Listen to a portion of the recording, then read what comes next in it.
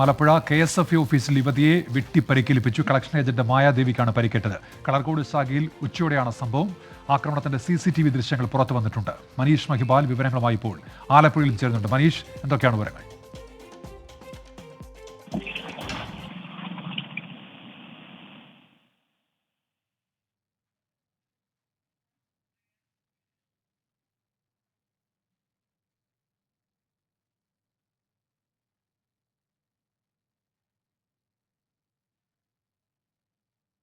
ഇന്ന് ഉച്ചയ്ക്ക് 1 മണിയോടുകൂടിയാണ് ഈ സംഭവം ഉണ്ടാകുന്നത്. അതായത് ആലപ്പുഴ കളർകോട് KSFE ശാഖയിൽ വെച്ചാണ് ഈ യുവതിക്ക് വെട്ടേൽക്കുന്നത്. പുന്നപ്ര തെക്ക് പഞ്ചായത്ത് 6-ാം വാർഡിൽ രാജേഷിന്റെ ഭാര്യ മായാദേവിക്കാണ് ഈ മായയുടെ സഹോദരി ഭർത്താവായിട്ടുള്ള സുരേഷാണ് കുത്തിയത്.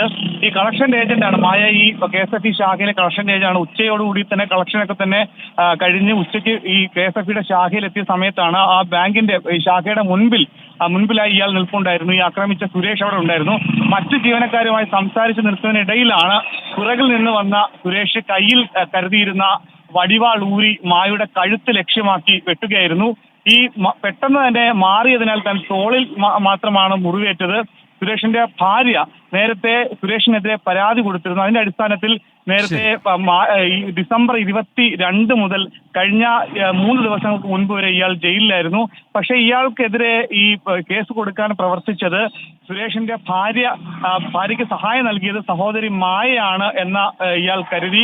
ആ ധാരണയിലാണ് മായയ്ക്ക് നേരെ, ആ വൈരാഗ്യത്തിന്റെ പുറത്താണ് ഇയാൾ കള്ളക്കേസ് നൽകിയെന്ന വൈരാഗ്യത്തിന്റെ പുറത്താണ് മായയിൽ ഇയാൾ പ്രതികാരം തീർത്തത്.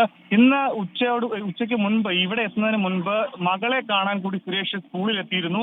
പക്ഷേ മകളെ കാണിക്കാൻ സ്കൂളിലെ അധികൃതർ തയ്യാറായില്ല. അവിടെ വെച്ച് തന്നെ കുഞ്ഞിനോട് ദൂരെ വെച്ച് പറഞ്ഞിരുന്നു അമ്മയെയും ഒപ്പം തന്നെ സഹോദരിയെയും ആക്രമിക്കും, കൊല്ലുമെന്ന് അപ്പൊ തന്നെ പറഞ്ഞിരുന്നു.